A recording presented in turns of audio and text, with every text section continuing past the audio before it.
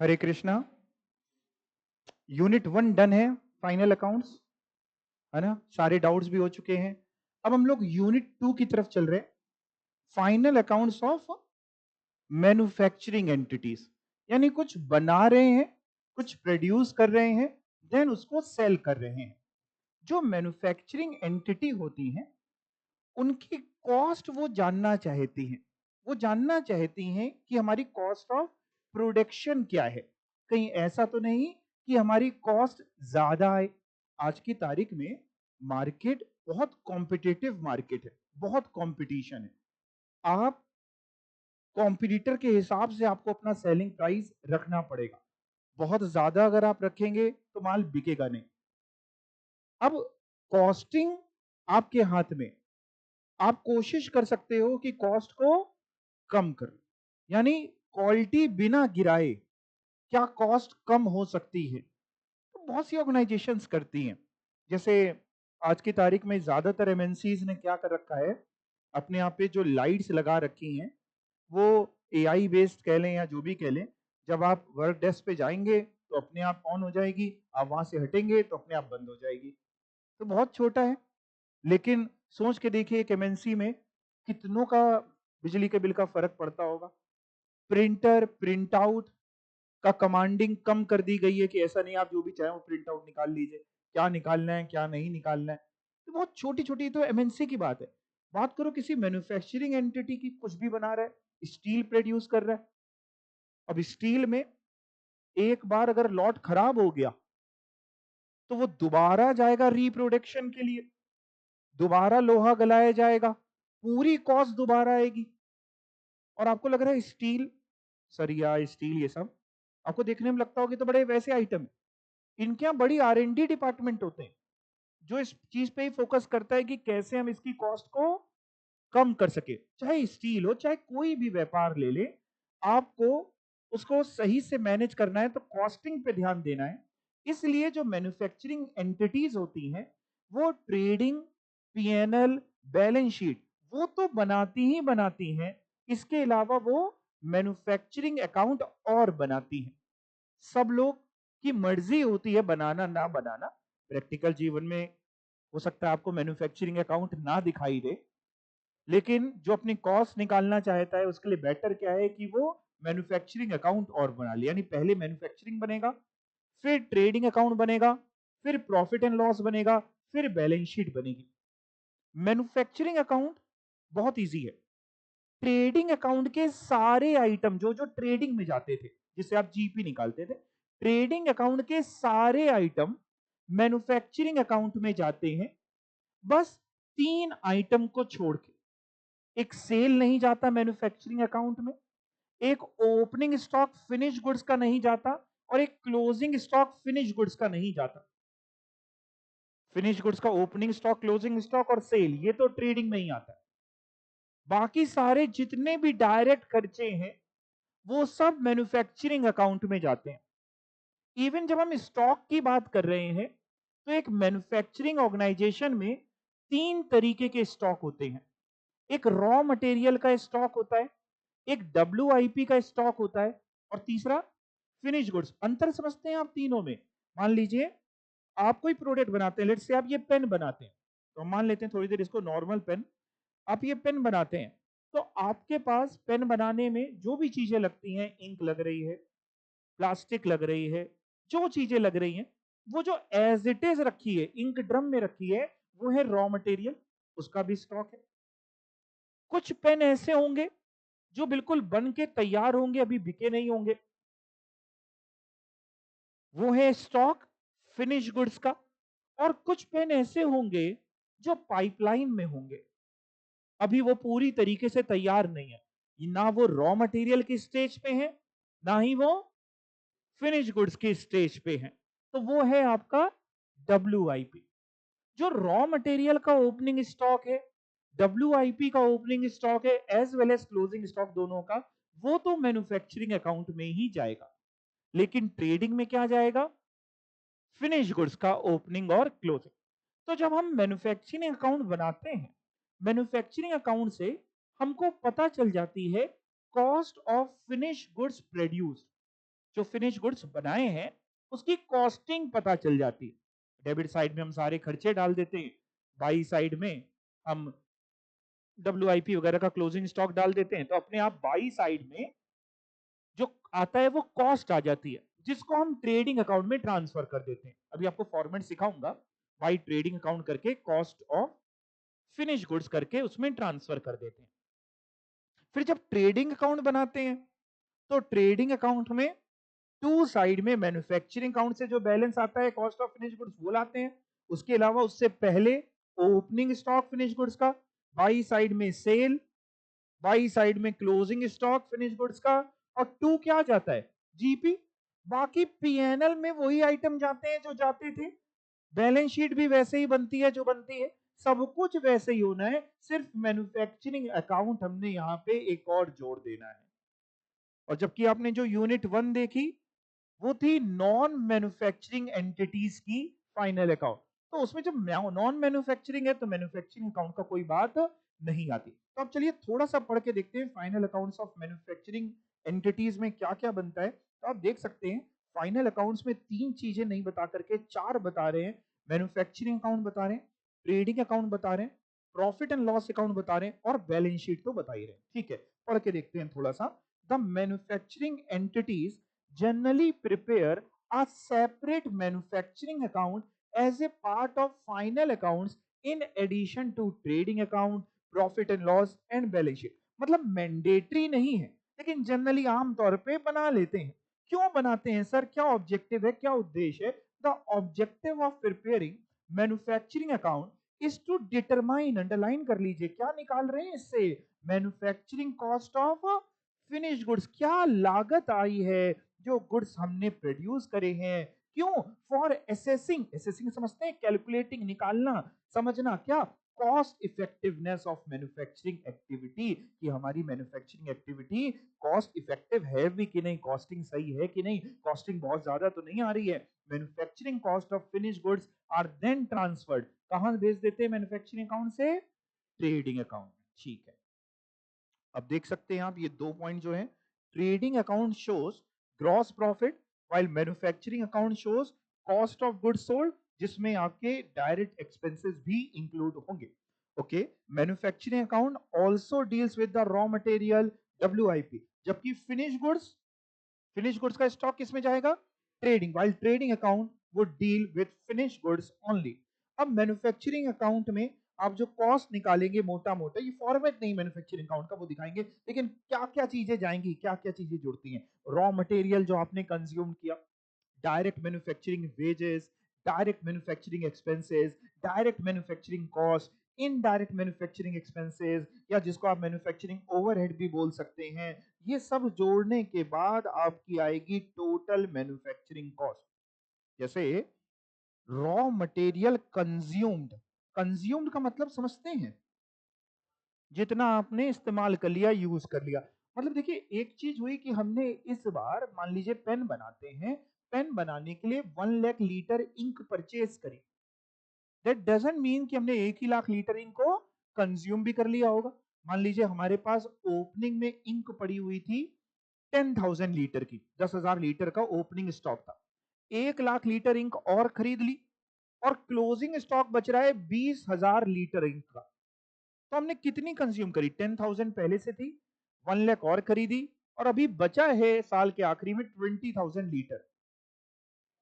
तो बिल्कुल सही है, 90,000 आपने कंज्यूम करी, क्योंकि सर 10,000 थी, 1 लाख आपने खरीदा, दैट मीन्स 1,10,000 लेस 20,000 का क्लोजिंग स्टॉक है, इसका मतलब आप सही कह रहे हैं 90,000 कंज्यूम करी, वो है रॉ मटेरियल कंज्यूम। यानी अगर रॉ मटेरियल कंज्यूम का फॉर्मूला बनाए तो क्या बनेगा, opening stock of raw material plus purchases of raw material minus closing stock of raw material. यही बात यहां लिखी है, रॉ मटेरियल कंज्यूम निकलता है ओपनिंग स्टॉक, ओपनिंग इन्वेंट्री, जाहिर सी बात है रॉ मटेरियल की, परचेजेस रॉ मटेरियल का, और क्लोजिंग इन्वेंट्री लिखा भी है of raw material, of raw material.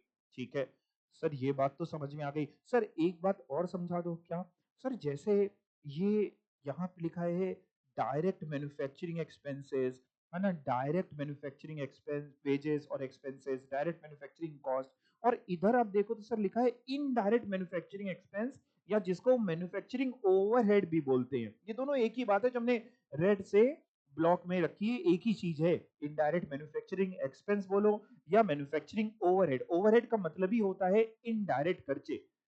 जैसे डायरेक्ट खर्चों की बात करें, डायरेक्ट वेजेस आपको समझाएं, तो लेट्स से हम पेन बनाते हैं। अब जो वर्कर्स, जो लेबर्स डायरेक्टली पेन बनाने के लिए एसोसिएटेड है, डायरेक्टली पेन बनाने के लिए काम कर रहे हैं, वो है डायरेक्ट वेजेस। अब सोच के देखो, एक फैक्ट्री में केवल लेबर, केवल वर्कर्स ही नहीं होंगे, और भी स्टाफ की जरूरत पड़ेगी। पानी पिलाने वाला, क्लीनिंग स्टाफ, साफ सफाई हम बता रहे, स्टोर कीपर होगा, वॉचमैन होगा, गोडाउन कीपर होगा, और भी बहुत सारे होंगे। उनको भी तो वेजेस दे रहे हैं, बट वो डायरेक्टली प्रोडक्शन से एसोसिएटेड नहीं है। वो वेजेस कौन सी हुई? Indirect wages. ऐसे ही एक मटेरियल होता है डायरेक्ट मटेरियल, एक होता है इनडायरेक्ट मटेरियल। डायरेक्ट मटेरियल जो आप आइडेंटिफाई कर सके कि हाँ इस प्रोडक्ट में लगा है, इस प्रोडक्ट के लिए लगा है। जैसे फॉर एग्जांपल पेन बना रहे हैं, इंक लग रही है, प्लास्टिक लग रही है, जो जो लग रहा है वो डायरेक्ट मटेरियल। इनडायरेक्ट मटेरियल, आपने जो टूल्स यूज करे, मशीन तो कैपिटल एक्सपेंडिचर हो गया ना, जो टूल्स यूज करे, टूल समझ रहे हैं, औजार, हथौड़ा, ये वो, है ना, मशीन में ग्रीसिंग करी, ऑयलिंग करी, और भी बहुत तरीके के इनडायरेक्ट मटेरियल है जो आपको डायरेक्टली पेन पे नहीं दिख रहे, लेकिन इस पेन बनाने के लिए तो बहुत चीजें और लगी होंगी, राइट। इसके अलावा इनडायरेक्ट एक्सपेंस भी होते हैं। एक होते हैं डायरेक्ट एक्सपेंस। डायरेक्ट एक्सपेंस मतलब जैसे मान लीजिए हमारी शॉप है कारपेंटर की, एक कारपेंटर की शॉप है, आप उसके यहाँ गए, आपको एक स्टडी टेबल बनवानी है अपने लिए, लेकिन आप उसके डिजाइन लेकर के गए, नाप करके लेकर के गए घर से, कि घर में हमारी इतनी ही जगह है, ये इतनी बनेगी, और इसमें ये फैसिलिटीज दे दीजिएगा, है ना, वहीं पे एक नल भी रख दीजिएगा, पानी का टैप रख दीजिएगा, वहीं पानी पी लेंगे, जो जो आपको, मिरर भी रख दीजिएगा, है ना, नीचे बड़ी सी स्क्रीन लग जाए। अब आप उसके पास लेके गए, तो वो आपके लिए उस पर्टिकुलर प्रोडक्ट के लिए पहले डिजाइन बना रहा है, लेआउट बना रहा है। उस डिजाइन को बनाने में भी तो खर्चा आ रहा है, वो है डायरेक्ट एक्सपेंस, उसी के लिए हुआ। एक होती है इनडायरेक्ट एक्सपेंस। वर्कर्स थके हुए थे, हमने कहा चलो आज सबको समोसा खिलवा देते हैं, कोल्ड ड्रिंक पिलवा देते, चाय पिलवा, कभी कभी थोड़ा बहुत उनको मोटिवेट करना पड़ता है। चलो आज जल्दी काम कर लोगे तो सबको पिक्चर ले जाएंगे। ठीक है भाई, काम कराने की कला है। पहले का समय क्या था, मैं आपको बताऊं, ऑडिट करते हुए काफी टाइम हो गया, है ना। पहले के समय क्या था, पहले लेबर्स के साथ जो मालिक है वो गुस्से में भी बात कर लेता था, गाली भी दे देता था, तब भी वर्कर काम करता रहता था। अब समय बदल गया, अब लेबर को पैसा दो ना दो, इज्जत पूरी चाहिए अपन को, अपन की इज्जत में कोई कमी नहीं होनी चाहिए। मैं आपको सच बता रहा हूँ, प्रैक्टिकली आप देखेंगे तो मैन्युफैक्चरिंग एंटिटी में अंदर जाके देखें तो एक बार को आपको लगेगा कि ये मालिक जो है वो नौकर है और लेबर जो है वो मालिक है। सच बता रहा हूँ आपको, लेबर चिल्ला के चला जाता है, भैया ऐसे काम नहीं हो पाएगा, ठंडे पानी की व्यवस्था नहीं है आपके यहाँ, नहीं नहीं परेशान ना हो, कराते। समय समय बदल गया, आपको उनको डे टू डे अलग एक्टिविटी। भाई आप देखिए ना, जमाना बड़ा बदल रहा है, यस और नो। सेम तरीके से जो भी और इनडायरेक्ट खर्चे हो रहे हैं वो होते हैं इनडायरेक्ट एक्सपेंस। जितने भी इनडायरेक्ट मटेरियल है, इनडायरेक्ट वेजेस हैं, इनडायरेक्ट एक्सपेंसेस हैं, ये सब कहलाते हैं ओवरहेड्स। क्या कहलाते हैं? हाँ, मतलब सर के ऊपर से नहीं निकल गया, ओवरहेड बोलते हैं डायरेक्ट को। और जो डायरेक्ट है वो तो डायरेक्ट है। जब हम सारे डायरेक्ट खर्चों को जोड़ देते हैं, जब हम सारे डायरेक्ट खर्चों को जोड़ देते हैं, तो जो फिगर आती है, सिर्फ आपकी नॉलेज के लिए आपको बता रहे हैं, जो फिगर आती है उसको हम लोग बोलते हैं प्राइम कॉस्ट। जब आप बड़े हो जाएंगे, अगले लेवल पे जाएंगे, तो वहां पे आपको कॉस्ट शीट पढ़ाई जाएगी। स्कूल में थी कॉस्ट शीट? नहीं थी ना, वहां पे कॉस्ट शीट पढ़ाई जाएगी कॉस्टिंग के सब्जेक्ट में, तो उसमें बताया जाएगा डायरेक्ट खर्चों को जोड़ते हैं तो जो बनता है वो क्या बनता है, उसको बोला जाता है प्राइम कॉस्ट। ठीक है, तो डायरेक्ट भी जोड़ना है, इनडायरेक्ट भी जोड़ना है। सर फॉर्मेट हमें क्या याद करना है वो बता दो। आओ पहले मैं आपको फॉर्मेट की तरफ जरा लेके चलता हूँ। मैन्युफैक्चरिंग अकाउंट कैसा दिखता है, फिर इलस्ट्रेशंस पे जाएंगे। तो कुछ ऐसा दिखता है बेटा मैन्युफैक्चरिंग अकाउंट। देखते हैं जरा किस तरीके से। पहले डेबिट साइड देख लेते हैं। अच्छा, इसमें आप देखिए फॉर्मेट में पर्टिकुलर्स हैं, यूनिट्स हैं, अमाउंट है, पर्टिकुलर्स हैं, यूनिट्स है, अमाउंट है। ये जो यूनिट का कॉलम है ये डिपेंड करता है कि बनना है कि नहीं बनना है, जैसी इंफॉर्मेशन क्वेश्चन में दी होगी। क्वेश्चन में यूनिट्स दिया है तो हम यूनिट का कॉलम बना देंगे, नहीं दिया है तो हम नहीं बनाएंगे। ठीक है ना, मतलब यूनिट का कोई यूनिट्स नहीं दिए तो हम नहीं बनाएंगे, particular amount particular amount.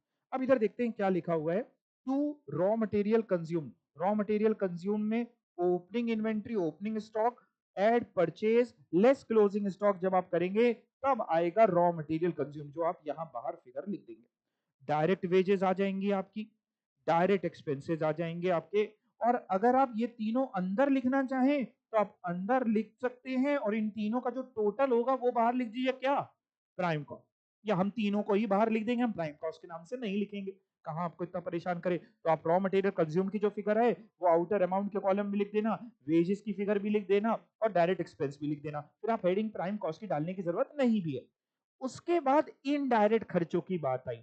Indirect खर्चों में जैसे फैक्ट्री से रिलेटेड जो ओवरहेड है, रॉयल्टी, हायर चार्जेस या और कोई इनडायरेक्ट खर्चे, इन सबको दो में बांटने की जरूरत नहीं थी, एक ही में फैक्ट्री ओवरहेड में मेरे हिसाब से सब जा सकते थे।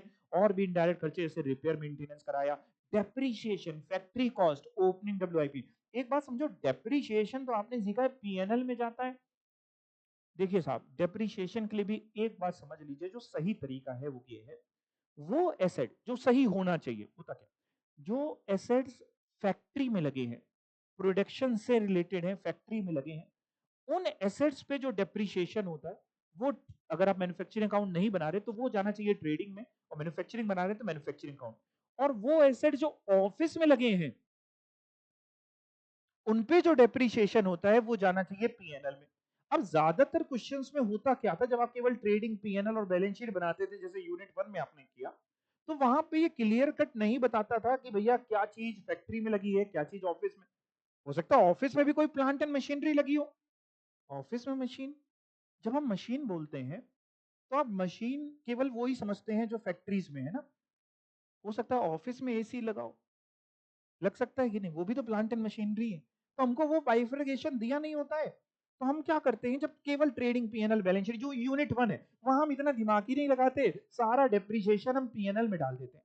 लेकिन जो यूनिट 2 है, यहाँ पे अगर हमको लिखा होगा जैसे प्लांट एंड मशीनरी, यूनिट 2 जहां हमें मैन्युफैक्चरिंग अकाउंट बनाना है, हमको लिखा होगा प्लांट एंड मशीनरी, हमें लिखा होगा लेट्स से ऑफिस इक्विपमेंट, हमें लिखा होगा फर्नीचर, तो हम प्लांट एंड मशीनरी का डेप्रिसिएशन मैन्युफैक्चरिंग अकाउंट में डालेंगे, ये मानते हुए कि वो प्लांट एंड मशीनरी फैक्ट्री की होगी, और फर्नीचर पे, ऑफिस इक्विपमेंट पे, इस पे जो डेप्रिसिएशन आएगा ये पीएनएल में ले जाएंगे। समझ पा रहे हैं? ओके। फिर आप देखें तो कह रहे हैं सर ये सब करने के बाद जो आता है वो फैक्ट्री कॉस्ट आ जाती है, और इधर ओपनिंग डब्ल्यूआईपी लिखते हैं। सर क्या ओपनिंग डब्ल्यूआईपी सबसे आखिरी में लिखना है? ऐसा कुछ जरूरी नहीं है, आप यहाँ पे जब भी ऊपर भी लिख सकते थे, बीच में भी लिख सकते थे, ऐसा नहीं कि नीचे ही लिखना है। उसके बाद बाई साइड में, by byproduct at net realisable value, ये बाई प्रोडक्ट क्या होता है? कभी सुना है आपने ये वर्ड बाई प्रोडक्ट? सुना है, क्या होता है बताइए। बिल्कुल सही, जो अनइंटेंशनली, कई बार क्या होता है कि आपको बनाना कुछ है, मान लो एक आटा चक्की है ना, वो क्या पीस रहे हैं, आटा नहीं पीस के गेहूं पीसते हैं, ठीक है ना, सिर्फ आटा तो पीस तो जब वो व्हीट पीस रहे हैं तो आप बिल्कुल ठीक है, एक तो आटा बनता है, उसके अलावा कुछ चोकर भी तो निकलती है, चोकर समझते हैं? हाँ, नहीं समझते? अच्छा, वो पैकेट वाला आटे वाली जनरेशन है ना ये। आप लोग कभी चक्की से आटा लाके आइए तो उसमें घर वाली चक्की से लाते, मम्मी छानती है उसको। हाँ, वो जो छन के बचता है वो चोकर है। ठीक है, ऐसे ही वहां पे भी वो काफी सारी अलग करते हैं, है ना, वो चरवाहे जो होते हैं ना, जो गैया चराते हैं, वो सब ले जाते हैं, वो बिक जाता है। तो वो है उसका बाई प्रोडक्ट। या जैसे मान लीजिए आप आप मक्खन बना रहे हैं तो उससे मट्ठा बनेगा, है ना, मक्खन से पनीर कैसे बनेगा? हमारे यहाँ तो नहीं बनता। अरे हाँ, वो तो पूरे बहुत लंबे हम जाएंगे, कभी बैठेंगे शांति से आपके साथ, आराम से, जीवन मिला टाइम तो हम्म, मट्ठा बनेगा, वो बाई प्रोडक्ट है। ऐसे बहुत से बाई, शुगर बनती है, शुगर केन से, तो मोलासेस प्रोड्यूस होता है, मोलासेस बाई प्रोडक्ट है, उसके बहुत सारे यूसेज होते हैं, रम बनाने के लिए, है ना, कई बार लिक्विड जैगरी की तरह कई जगह डाला जाता है।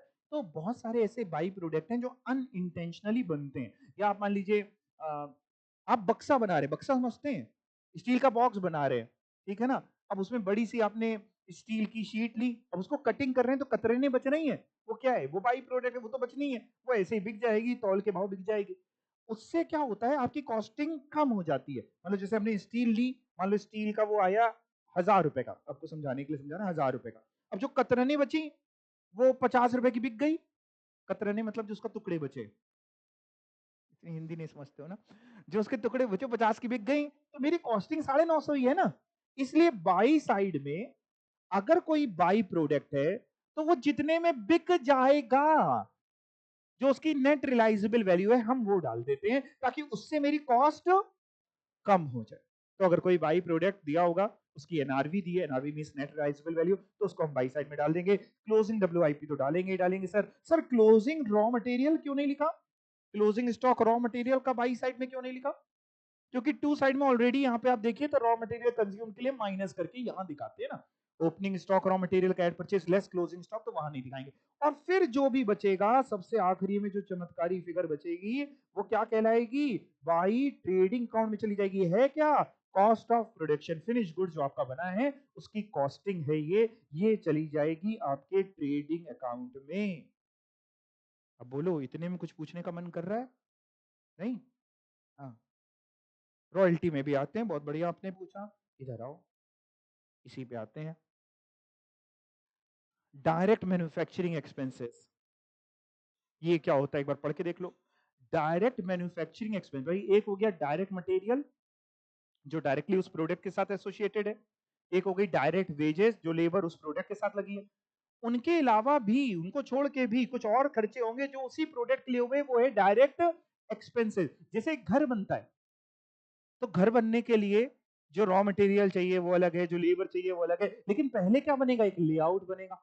हो सकता है आपको इंजीनियर को, आर्किटेक्ट को अपॉइंट करना पड़े, वो जो अपनी फीस लेगा वो डायरेक्ट एक्सपेंस है ना आपका, उसी घर से रिलेटेड है। पढ़ के देखिए, direct manufacturing expenses are cost, ये भी खर्चे हैं, बट अदर देन मटेरियल और वेजेस, मटेरियल और वेजेस को छोड़ के बाकी जो है which are incurred for specific product और सेलेबल सर्विस, जो उसी के लिए किए गए, ठीक है, जो उस प्रोडक्ट को से आप आइडेंटिफाई कर पाए।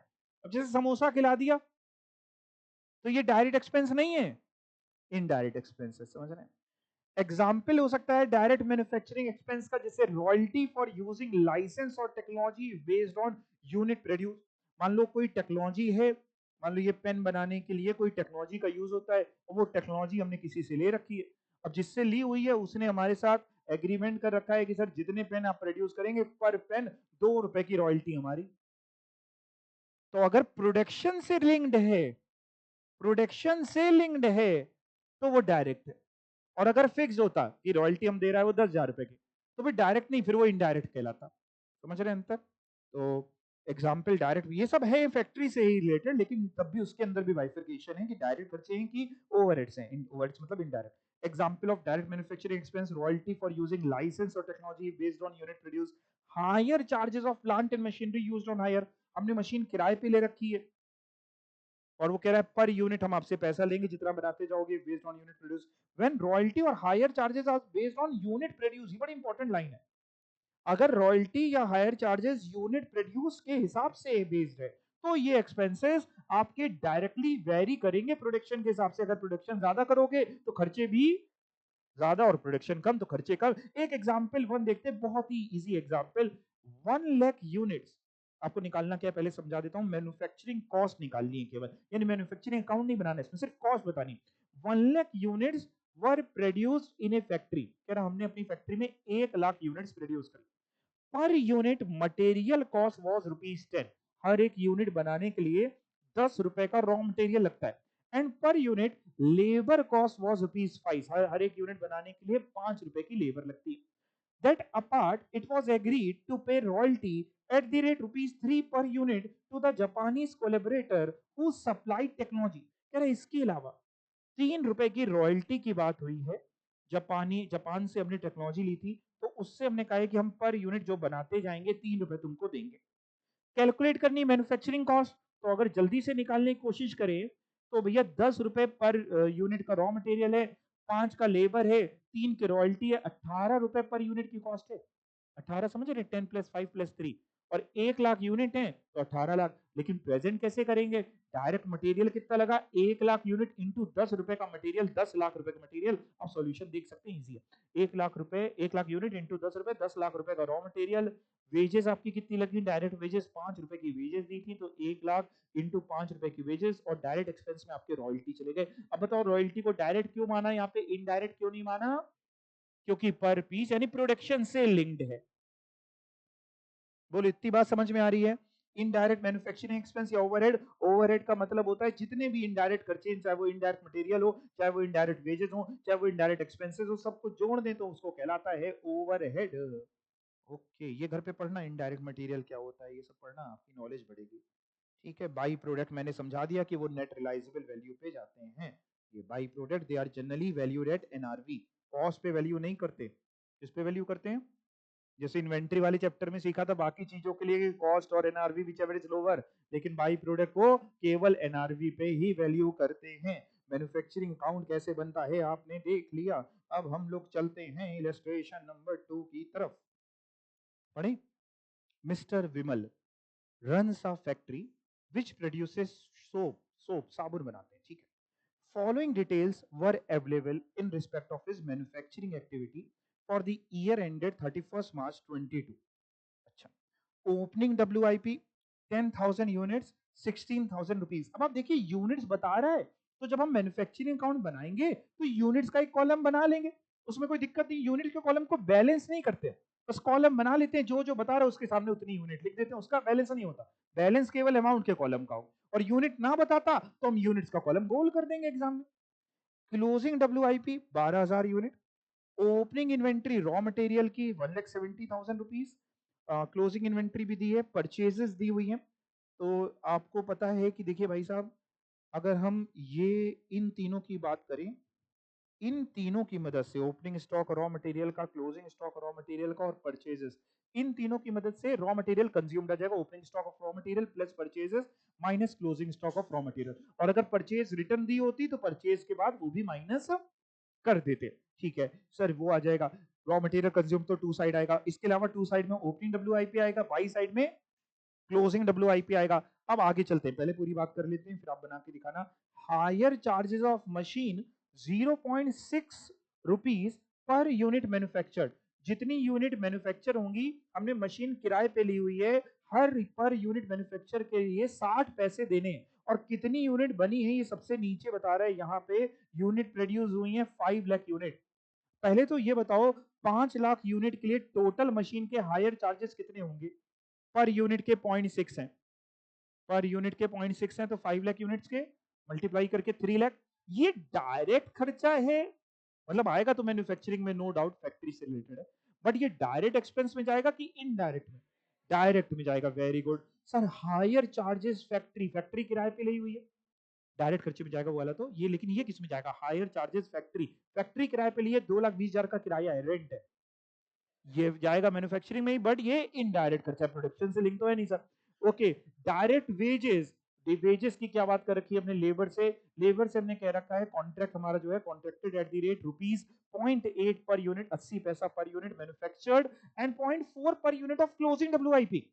जितनी यूनिट्स बनाएगा उसकी 0.8, जितनी पूरी बन जाएंगी, और जितनी आधी बनेंगी उसका 40 पैसा। तो पता है इस बार 5 लाख यूनिट तो बना ही दी है उसने, तो जितनी यूनिट बना दी है 5 लाख इंटू 0.8 करोगे जरा, 4 लाख रुपए तो ये बनी, plus plus plus plus closing WIP का 0.4 per unit. Closing WIP units में दी है क्या? कितनी? 12,000 यूनिट दी हुई है सेकेंड लाइन में, देखिए सबको। और 0.4 से जरा मल्टीप्लाई करिए और दोनों का टोटल कर दीजिए, फिर वो 4 लाख था और ये कितना बताया? 4 लाख 40, हाँ जो भी आया आपका, अच्छा ठीक है। हाँ ठीक है, वेरी गुड। अच्छा और एक और बता दो, ये डायरेक्ट खर्चा है कि इनडायरेक्ट है? डायरेक्ट खर्चा है। इसके अलावा सर रिपेयर एंड मेंटेनेंस दिया हुआ है, तो ये इनडायरेक्ट खर्चे में चला जाएगा। अपने को मैन्युफैक्चरिंग अकाउंट बनाना है, एक बार आपको फॉर्मेट और दिखा रहा हूँ, फिर अभी आप बना के दिखाना।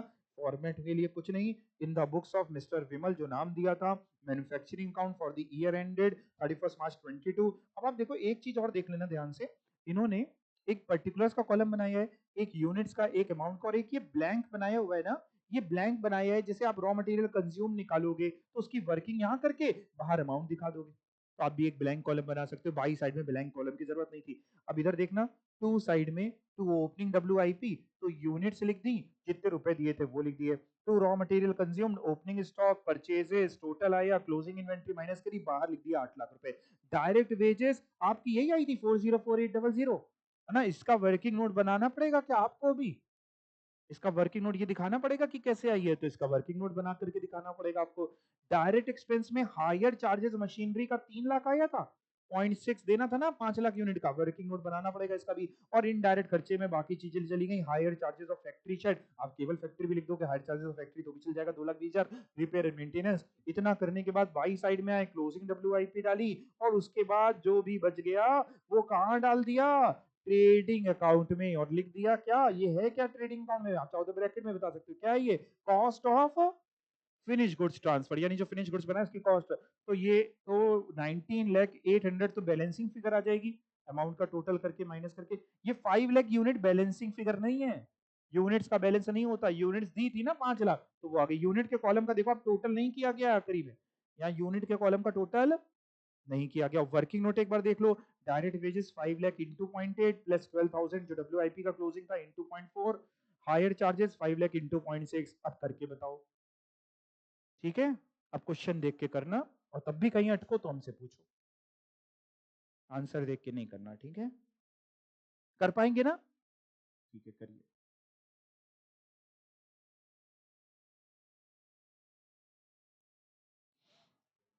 देखते हैं कौन सा बच्चा सुंदर सुंदर करता है।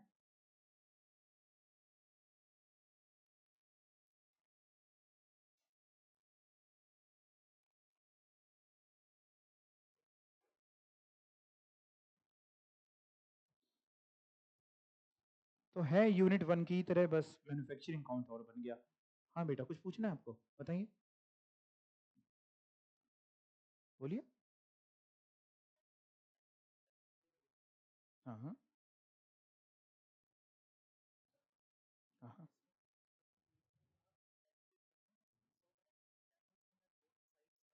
हाँ, मतलब क्वांटिटी कॉलम बनाने से कह रहे बोथ साइड के आपको बैलेंस दिख जाएंगे, तो पूरी क्वांटिटी फिर देनी चाहिए ना।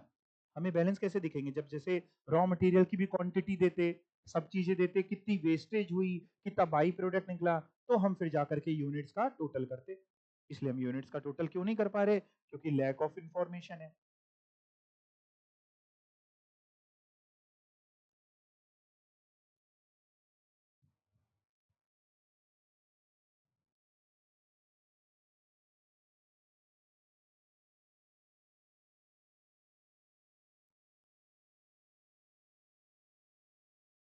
बनाइए।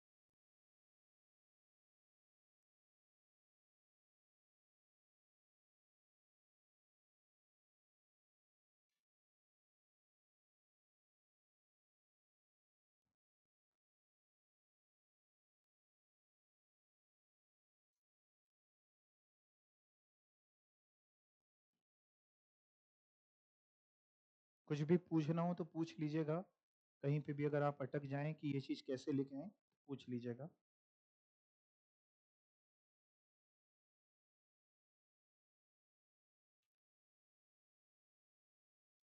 वर्किंग नोट बाद में दिखाना बेटा, पहले बेनिफिट बना लिया, अच्छा ठीक है, हाँ ठीक ठीक ठीक।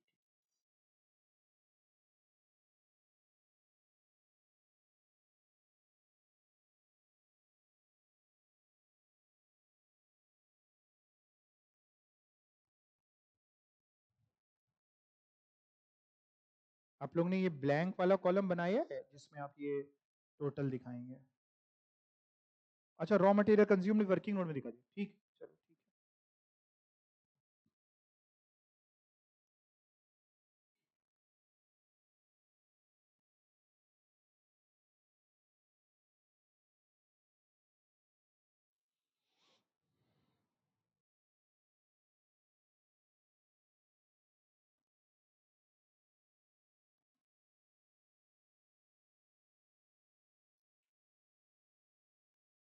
है बेटा?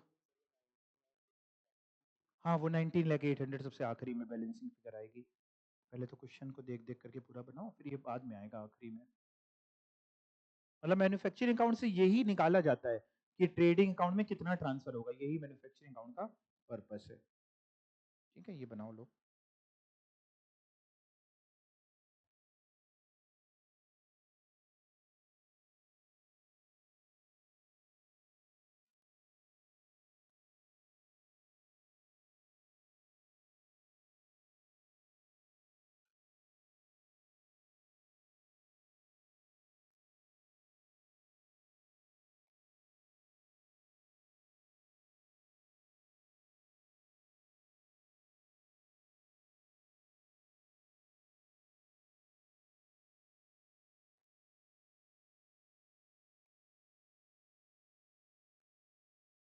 इधर ही दिखा दो, raw material consume working note बना रहे हो। एग्जाम में टाइम तो ज्यादा नहीं लग जाएगा वर्किंग नोट के चक्कर में? उसी में एक कॉलम बना करके जैसे इन्होंने दिखाया दिखाओ, खत्म करो।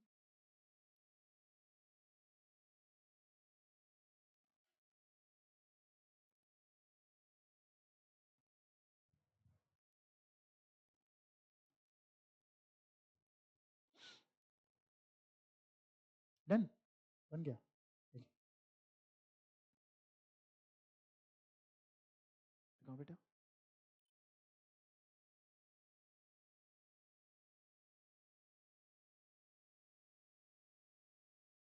वर्किंग नोट की नंबरिंग कर दो, 1 2 3 4 और ऊपर रेफरेंस डाल दो कौन सा वर्किंग नोट काहे का है।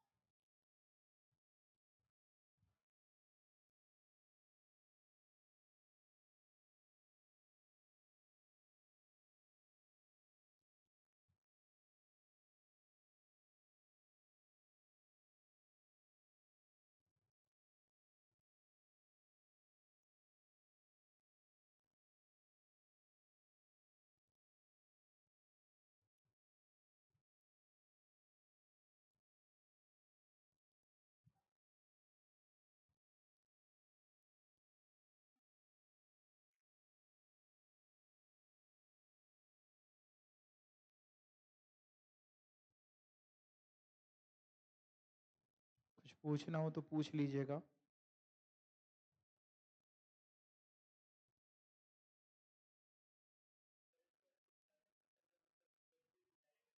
हाँ, ये थोड़ा ज़रूरी है कि डायरेक्ट एक्सपेंस आपको अलग दिखाने पड़ेंगे और इनडायरेक्ट एक्सपेंस अलग दिखाने पड़ेंगे।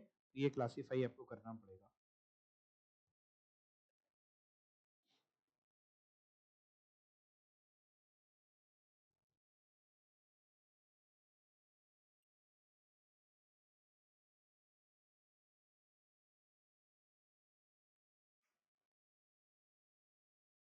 हाँ, हाँ, वर्किंग नोट बाद में ही दिखाना है। वर्किंग नोट तो बाद में ही बनाया जाता है।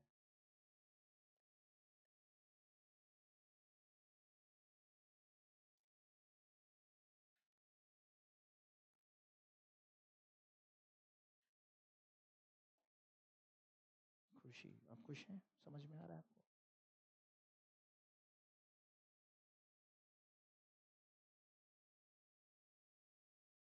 अच्छा, तुम आगे करने लग गए क्या? वो हो गए? रजिस्ट्रेशन 2 कर लिया, 3 भी कर लिया रजिस्ट्रेशन? अच्छा, घर से करके लाए? अरे वाह!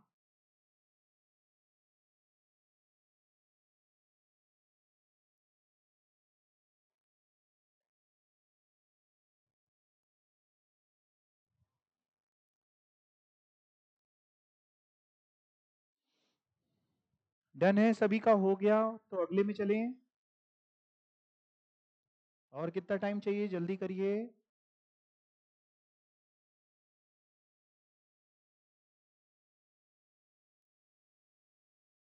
एग्जाम में जब 3 घंटे हो जाएं तो पेपर वापस कर दीजिएगा, लेके बैठे मत रहिएगा। या उससे जिद मचा के नहीं, हम नहीं करेंगे, नहीं करेंगे, ऐसे नहीं करना, दे देना उसको है। कि अभी तो एक ही क्वेश्चन हो पाया है, तुम कैसी बातें करते हो, पेपर दे दें तुमको।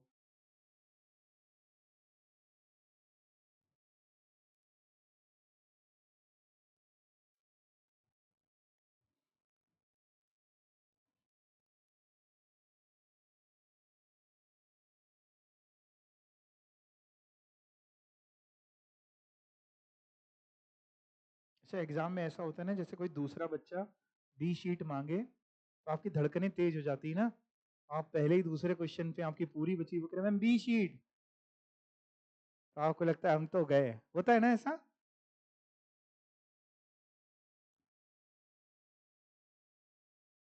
ऐसा भी हो सकता है कि उसको 10 बार गलत हो गया तो काट काट कर सारे पन्ने खराब कर दिए हों। तो आप बिल्कुल अपनी तरफ रहिएगा, अपनी तरफ ध्यान दीजिएगा, उसके लिए परेशान मत होइएगा।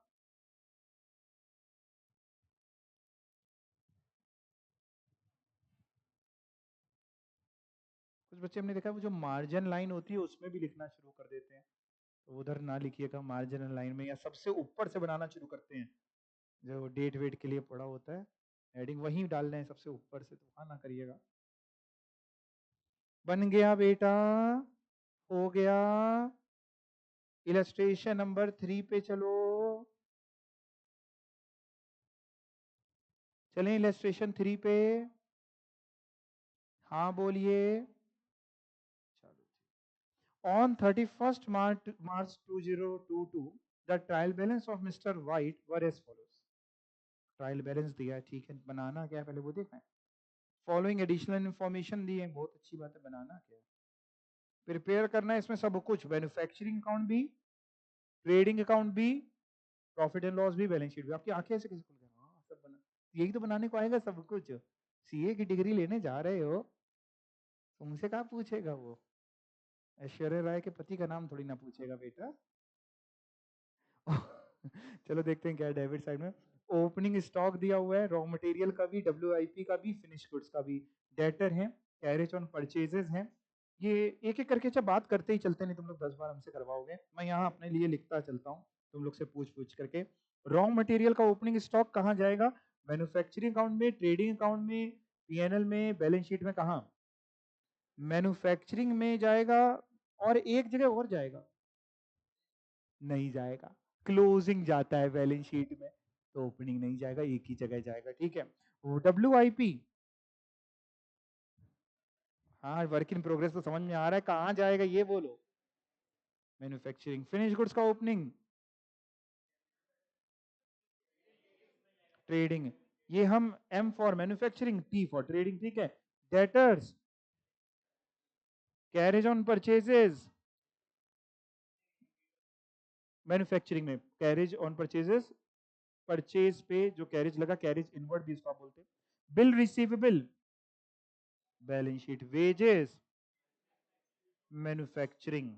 Salary, PNL. Telephone postage, PNL. Repair to office furniture, PNL. अगर मान लो ये फैक्ट्री का होता तो मैन्युफैक्चरिंग में जाता, ये तो PNL. Cash at bank, office furniture, repair to plant, manufacturing. Purchases, manufacturing, जब रॉ मटेरियल कंज्यूम दिखाओगे तो opening stock of raw material and purchase. Machinery, rent, rent है, लाइटिंग है, जनरल एक्सपेंसेस हैं। ये एक पॉइंट पढ़ा दें पहले, कुछ लिखा है, पढ़ो जरा क्या लिखा है। ऑफिस प्रीमाइसेस, प्रीमाइसेस समझते हो क्या होता है, बिल्डिंग को कहते हैं, ठीक है ना। Occupy 1/4 of the total area, बोले तो एक चौथाई हिस्से में हमारा ऑफिस है, 3/4 में फैक्ट्री होगी, यही मतलब है। तो यानी जो रेंट जाता है, जो रेंट जाता है 6,000, इसका 1/4 पीएनएल में जाना चाहिए, और 3/4, चौथाई समझते हैं, 1/4 3/4 बता दिया करो, ठीक है। 6,000 का 1/4 कितना हुआ, 1200 किसका होता है, 1500 पीएनएल में जाएगा, एंड 3/4 वो जाएगा मैन्युफैक्चरिंग। लाइटिंग के लिए भी ऐसे ही कुछ बता रहा हो, दिखाएं। लाइटिंग ये lighting is to be charge as 2/3 to factory and 1/3 to office. Lighting का खर्चा 2/3 जाना है फैक्ट्री का, 2/3। लाइटिंग है कितनी 1350 का, जरा इंटू 2 बाई डिवाइड बाई 3 करो, 1350 इंटू 2/3, सही सही बताना कितना, 900 जाएगा मैन्युफैक्चरिंग में और 450 पीएनएल में। जनरल एक्सपेंसेस पूरे एक ही जगह जाएंगे कहाँ, पीएनएल में। और क्या बता रहे हैं, क्रेडिटर आपको पता है, bills payable, sale of scrap manufacturing account में कौन सी साइड, बाई साइड। इसमें यूनिट वाला कॉलम बनाओगे, दी नहीं है यूनिट, ठीक है। Commission received, commission received PNL, ठीक है। प्रोविजन फॉर डाउटफुल डेट, नहीं वो निकालना पड़ेगा कि ये तो हमारी ओपनिंग प्रोविजन है, अगर बैड डेट होंगे वो खाता बना के करना पड़ेगा कि कितना जाएगा, जो भी जाएगा वो पीएनएल में जाएगा, ये फिगर नहीं जाएगी, जो भी जाएगा पीएनएल में। और क्लोजिंग प्रोविजन कहां से माइनस होती है, डेटर में से, जब आप बैलेंस शीट दिखाएंगे, ठीक है। तो जो भी जाएगा वो आपको निकालना पड़ेगा, कहोगे तो मैं निकलवा दूंगा, बट जाएगा पीएनएल में। Capital account, sales, trading, bank overdraft, ठीक है। अब आगे पढ़ते हैं। फॉलोइंग एडिशनल इंफॉर्मेशन अवेलेबल है, ये तीनों क्लोजिंग स्टॉक दिए हैं 31 मार्च का, रॉ मटेरियल का, फिनिश गुड्स का, सेमी फिनिश गुड्स का। ये रॉ मटेरियल वाला कहां जाएगा, मैन्युफैक्चरिंग में भी जाएगा, बैलेंस शीट में भी जाएगा। फिनिश गुड्स वाला ट्रेडिंग में जाएगा, बैलेंस शीट में जाएगा। सेमी फिनिश वाला मैन्युफैक्चरिंग में जाएगा, बैलेंस शीट में जाएगा। Salary and wages unpaid for March, salary 900 रुपए की अनपेड है, अनपेड मतलब आउटस्टैंडिंग, और वेजेस 2000 की। सैलरी थी कितनी, ऊपर कितनी दी थी ट्रायल बैलेंस में, जितना पे हो गया 10,000। तो जब पीएनएल में जाएगा ना, तो 10,000 प्लस 2000, दो नहीं, गलत ही बताते हो तुम, इसके ऊपर कभी कोई भरोसा नहीं करना, गलत बता देता है। 10,900 ये जाएगा बेटा पीएनएल में, 10,900 पता है। और बैलेंस शीट में कितना जाएगा सर फिर, 900, ये जो आउटस्टैंडिंग है ये बैलेंस शीट में जाएगा, ठीक है, समझ में। सेम तरीके से वेजेस, वेजेस में 13,000 दी हैं, 13,000 की वेजेस दी हैं, प्लस आउटस्टैंडिंग देख के बताओ, तो 15,000 की वेजेस जाएंगी मैन्युफैक्चरिंग में, और 2,000 ये पोर्शन जाएगा आउटस्टैंडिंग बैलेंस शीट में, लाइबिलिटी में कि एसेट में, लाइबिलिटी में, ठीक है। Machinery is to be depreciated by 10% office furniture, ये कितना परसेंट लिखा है, 71/2 नहीं है ये, 7/2, ये ऐसे है, समझते हैं, 7.5% हुआ ये, 71/2 नहीं है ये, मतलब क्लियर है, ये ऐसे है, वो टाइप करने में नहीं लेता है ना, इंस्टीट्यूट की भी क्या गलती, आपकी भी गलती नहीं, गलती हालात की है। मशीनरी पे पहले 10%, मशीनरी कहाँ है, मशीनरी कहाँ चली गई तुम, ये रही, 70,000 की मशीन है ना, 70,000 का 10%, 7,000 कहाँ दिखाओगे,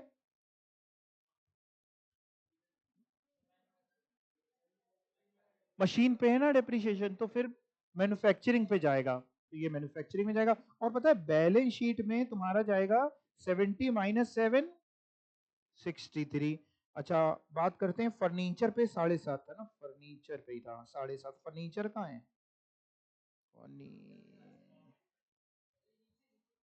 नीचे, हाँ ये बिल्कुल 10,000, इस 10,000 का 7.5% बोलो, 750, 750 मैन्युफैक्चरिंग अकाउंट में जाएगा, और मैन्युफैक्चरिंग में नहीं जाएगा, कहाँ जाएगा फिर, आप लोग ठीक कह रहे हैं, पीएनएम जाएगा। और 10,000 में 750 माइनस करेंगे तो 9250 बैलेंस शीट में चला जाएगा तुम्हारा। आगे देखें, सारा काम आप लोग ने देखो कितने समझदार है, हमसे करा लिया।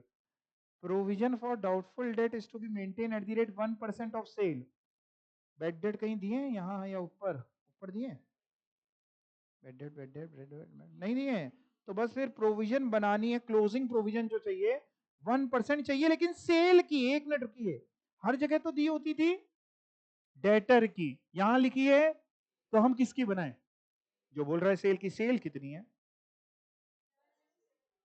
167200, इसका 1% बताओ, यानी क्लोजिंग प्रोविजन चाहिए 1672 की। ओपनिंग प्रोविजन पहले से कितनी दी हुई है देखो 1650। तो कितनी प्रोविजन और बनाओगे? केवल 22 रुपए की। ये जाएगा पीएनएल में। पीएनएल में जाएंगे 22 रुपए की प्रोविजन। और सर डेटर जब बैलेंस शीट में दिखाएंगे ना, बैलेंस शीट में डेटर, तो पहले तो देखें दिया कितना है डेटर। कहाँ लिखा है 24? हाँ बिल्कुल आप ठीक कह रही हैं 24,000।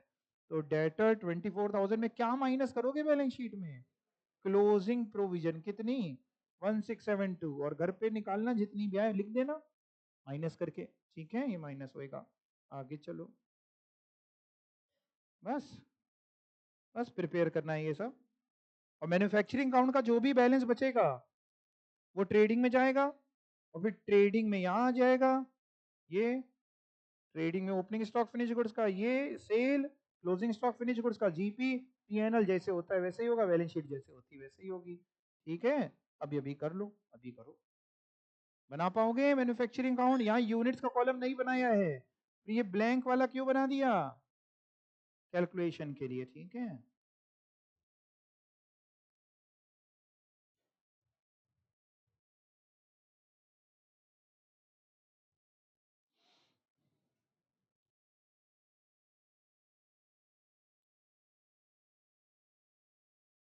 पहले क्या बनाया? मैन्युफैक्चरिंग बना रहे हो कि ट्रेडिंग की पीएनएल की बैलेंस शीट बना रहे हो पहले? अच्छा, लाइन से ही बनेगा। ठीक है, मैन्युफैक्चरिंग बनाओ।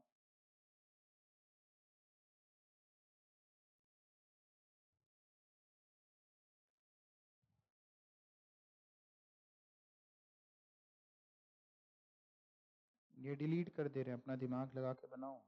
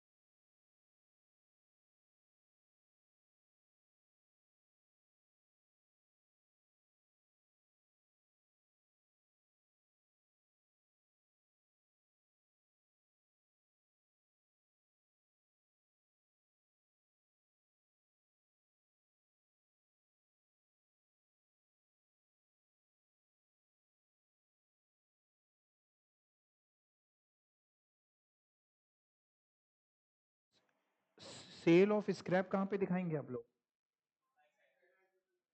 मैन्युफैक्चरिंग में दिखाएंगे, बाई साइड में, ठीक है ना? वही बाई प्रोडक्ट की तरह जैसे दिखाना था वैसे ही, तो उससे आपकी कॉस्ट कम हो जाएगी।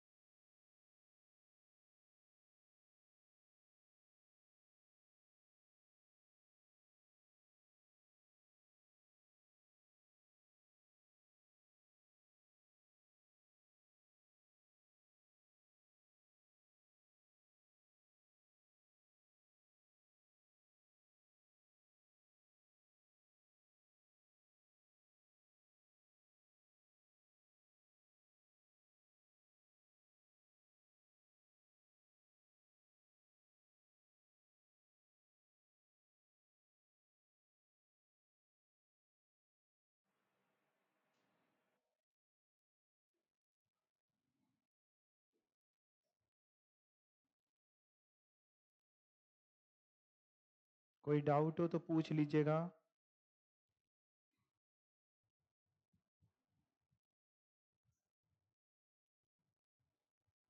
बस 3 ही इलस्ट्रेशन है इसमें, बस खत्म हो गया चैप्टर।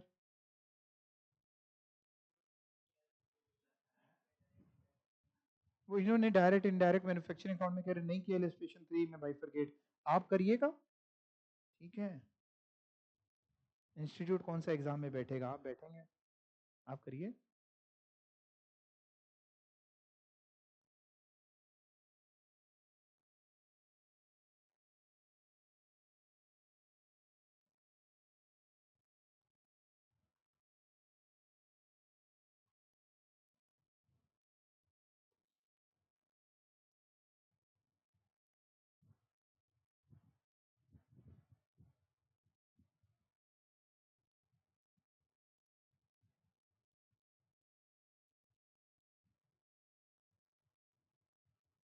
तीन प्रैक्टिकल क्वेश्चन है, ये भी कर लीजिएगा।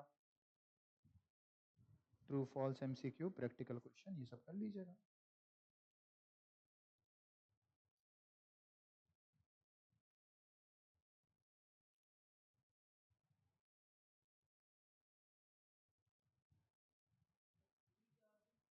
फ्यूल चार्जेस अगर कहीं आए, इस क्वेश्चन में तो नहीं था वैसे, मैन्युफैक्चरिंग में जाएगा। मैन्युफैक्चरिंग फ्यूलिंग उससे रिलेटेड है ना, फैक्ट्री से रिलेटेड है। डायरेक्ट डायरेक्ट में डाल दो, डायरेक्ट में डाल दो फ्यूल। कौन से क्वेश्चन में दिया है?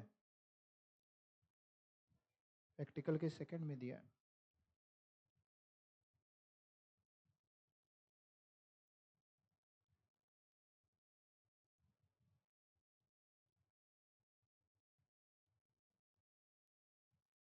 देखो लिखा है, वर्किंग नोट नंबर 2 पढ़ो, वर्किंग नोट नंबर 3 बल्कि, प्रैक्टिकल क्वेश्चन का जो सेकंड आप कह रहे हो उसका सॉल्यूशन का वर्किंग नोट नंबर 3 का आखिरी लाइन देखो क्या लिखी है।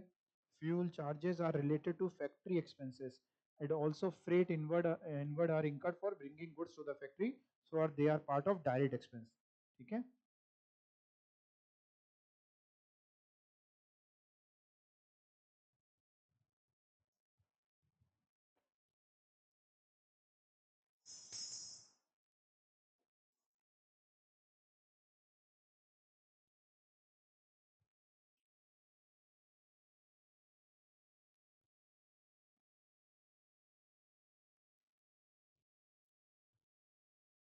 कर लेंगे, मैं जाऊं? आप तो नहीं बैठ जाएंगे, बंद तो नहीं कर देंगे कॉपी? अभी कंप्लीट कर लेना ये, ठीक है?